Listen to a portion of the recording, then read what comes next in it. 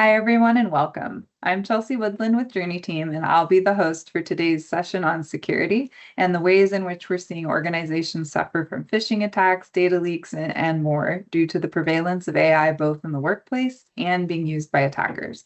I have with me our Director of Strategic Engagements, Eric Raff. Eric has over 30 years of experience in IT and operations and is dedicated to understanding and addressing customer challenges.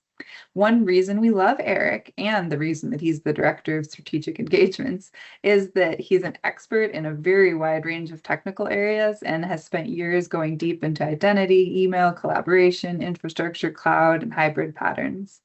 Eric has worked across businesses of all sizes, successfully leading numerous high-impact projects. And I'm excited about all the security things I'm going to learn today. Thank you, Chelsea. I'm excited to be with you guys and talk about this. This is a topic I'm pretty passionate about. I'd love to share about the world of security and how things are always changing, evolving, and it's always something new to think about and talk about. So happy to be here. The agenda we're going to cover today is really four main areas. We have heard a lot about AI. It is not going away, and it is here, and it is changing a lot of things. And so how does that affect our risk assessments of how we look at ecosystems? I'm going to spend a bit of time on common gaps so that we see if your tenant is a default Microsoft tenant, if it's new or 5 years old, there are still going to be likely default settings that we need to have a conversation about. So I'm going to talk about a lot of those gaps and show you a bunch of that. I'm going to talk about how AI sees your Microsoft ecosystem. There's some new capability that is part of the purview world that I'm going to talk about and show you that there. And then just overall, how to assess the exposure of your environment and what you should do about that. So that's what we're going to cover. So let's jump right into it. AI, right? We've all heard of AI. It's been a big part of our world for the last couple of years, significantly more so than in the past prior to that.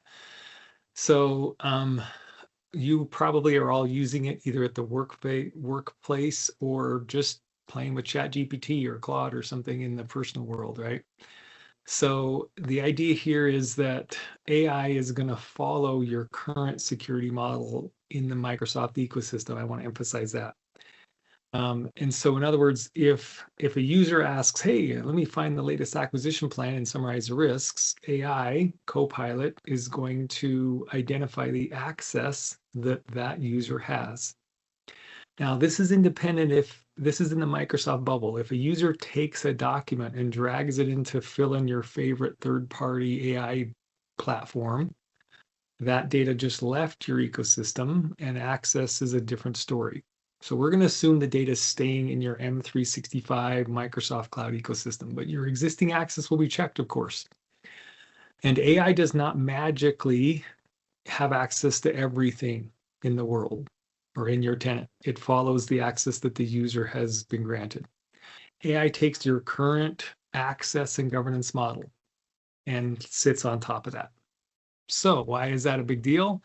Well, that is because if you haven't secured that current environment properly, then AI has access to all of that data. And that's an important piece of that we're seeing a lot of people deal with now is securing my data.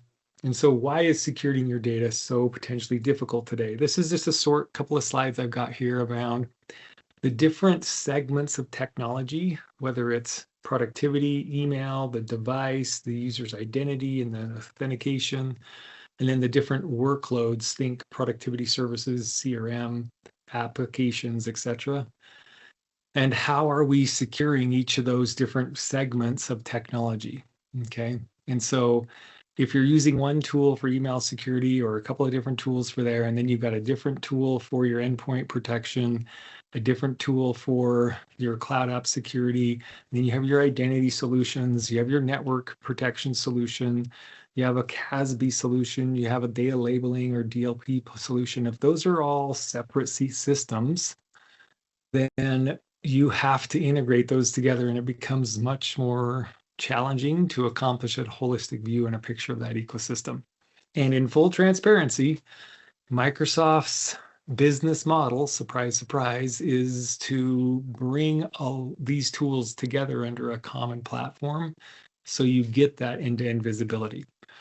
When I talk to customers about the email security piece and the fact that, excuse me, Defender for Office 365 has the ability to deliver a piece of mail to someone's mailbox, if it later finds that that has malware in it, it can proactively or retroactively reach into the mailbox and remove that piece of malware because they have access full end-to-end between the email security and the mailbox itself. That starts getting us a holistic picture. Okay, so siloed security is going to lead to gaps in coverage. I've seen it time and time and time again. Okay, so that's the whole story here, is that across the Microsoft ecosystem, there is a lot of security capabilities across these different segments of technology. And these aren't, I love the little point here that we put in, these are not just theoretical problems. Most tenants are going to have something I'm going to show you here that needs to be addressed. Unless you've already worked with us and we've done a health check or we've already done remediation, your tenant probably has some of the things I'm going to show you. Another big common gap I see is on app consent. By default, users are allowed to consent to applications. Okay, this screenshot here, kind of on the right, is a new tenant that I recently stood up. That is the default setting to let Microsoft manage your consent settings. Okay, and then they enable users consent for popular Microsoft clients. If you're not quite comfortable with that, then I would suggest at least either blocking it altogether, the top setting, or the minimum setting there, to only allow consent from verified publishers, and you get to define what permissions those verified publishers are requesting. Okay, I'm not a fan of allowing consent for anything in the environment. And so this kind of shows the length of time it may take from the initial credential cookie theft to when the Security Operations Center may see something and detect it and respond.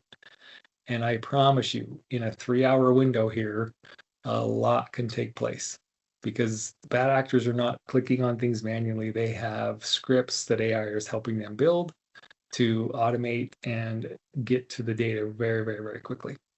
Okay, so welcome to our world. Okay, so in this context, we've heard this term zero trust. No, that's not in the idea that you shouldn't trust anyone else. It's in the context of, with technology, we want to verify explicitly, prove who the user is, what device they're using, if their sign-in should be allowed, who, what, why, etc., on a constant basis. And then that's pillar number one. Pillar number two is to grant people the least access that they need for their job and their use case. Number three, assume that you have been compromised. Okay. And so that's the paradigm of a zero trust model. And this allows us to systematically work through and identify a roadmap for how to improve your overall zero trust posture. AI is already creating risks in your environment because people are taking data and putting it in AI things. Okay. And so the way to help see and address that is purview, is a huge piece of the puzzle, labeling, and then the user security boundary with your authentication and your passwordless, phishing resistant tracking of who's logging in.